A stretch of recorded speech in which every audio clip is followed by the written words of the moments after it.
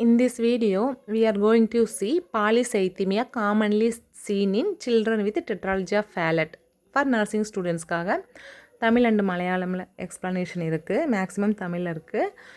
So பாலிசைத்தீமியா வந்துட்டு நம்ம tetralogy of கண்டிஷன்ஸில் வந்து அதிகமாக இருக்கும். ஸோ என்ன ரீசன் சொல்லிட்டு பார்த்தோன்னா, டெட்ராலஜி ஆஃப் ஃபேலட்டில் வந்துட்டு 4 டிசீஸ் வந்து கம்பைனாக இருக்கும். ஒன்று வந்து வென்ட்ரிகுலர் செப்டல் டிஃபெக்ட், இன்னொன்று வந்து பல்மனரி ஸ்டீனோசிஸ், ஒன் மோர் வந்து right ventricular hypertrophy, then overriding of aorta. So this 4 கண்டிஷனும் வந்துட்டு டெட்ராலஜி ஆஃப் ஃபேலட்டில் வந்துட்டு இருக்கும். ஸோ இதனால் என்ன ஆகும்னா வந்துட்டு பேபிக்கு வந்துட்டு ஃபுல்லாகவே சைனோசிஸ் பிளட் சைனோசிஸாக இருக்கும். ஃபுல்லாகவே லுக் லைக் ப்ளூ கலரில் இருக்கும். பேபிக்கு வந்து டீஆக்சிஜனேட்டட் பிளட் தான் வந்துட்டு பாடி ஃபுல்லாக சப்ளை ஆகிட்டு இருக்கும். ஏன்னா வந்துட்டு கேப் இருக்குல்ல, வென்ட்ரிகுலர் செப்டல் டிஃபெக்ட், 2 வென்ட்ரிகுலுக்கு இடையில கேப் இருக்குது. Then pulmonary stenosis, then right ventricular hypertrophy, then overriding of aorta.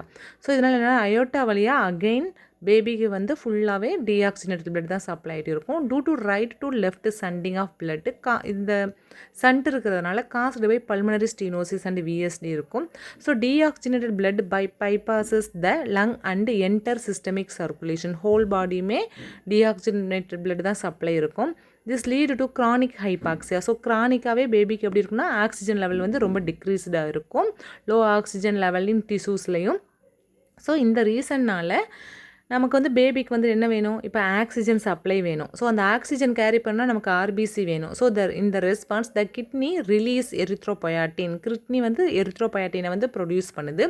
So இது வந்து ஸ்டிமுலேட் பண்ணி போன் மேரோவை வந்துட்டு இன்க்ரீஸ்டாக ஆர்பிசியை வந்து ப்ரொடியூஸ் பண்ண மேக் பண்ணுது. ஸோ போன் மேரோ வந்துட்டு இன்னும் இன்க்ரீஸ்டாக வந்து ஆர்பிசியை வந்து ப்ரொடியூஸ் பண்ணுது.